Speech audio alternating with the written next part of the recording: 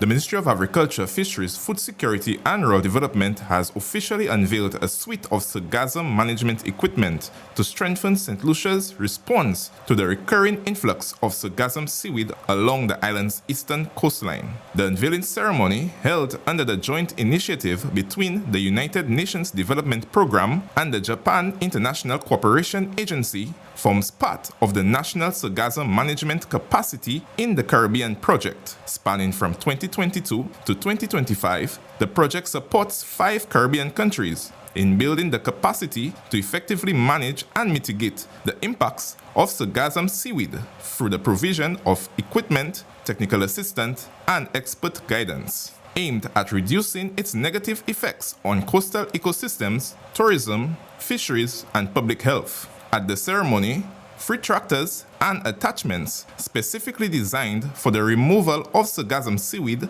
were officially handed over to the ministry. The machinery is expected to enhance the island's capacity to respond quickly and efficiently to sargassum accumulation along affected coastlines.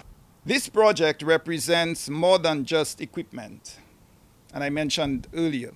It symbolizes commitment to collaboration and resilience to protecting our coastal and marine resources for future generations. It also reflects the strong partnership, and I did mention that, between or amongst the agencies. Let me say that the issue of sargassum is one that does not rest only with the Department of Fisheries.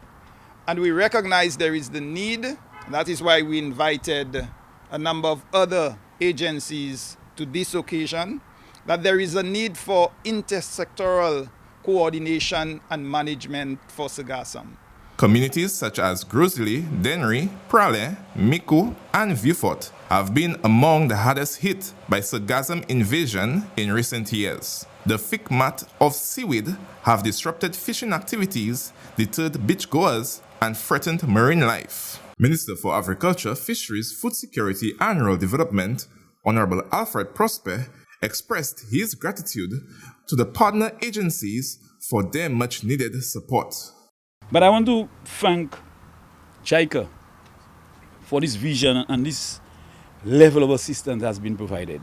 And I can't wait to see the boat. I can't wait to see the truck and the rest of what is to come. Because we must approach it from the ocean down to the beach. And I will be very grateful, the representative of JICA, that you indicate to your team that we can't wait no longer, because it's causing a problem. Now we are approaching the tourism season, where we'll be seeing lots of tourists coming from all over the world. We would hate to know that they cannot enjoy our beach or beaches because of sargassum. So I'm looking forward to receiving the rest of this equipment to really put together a strategy, a mechanism that would help us deal with the problem as soon as possible.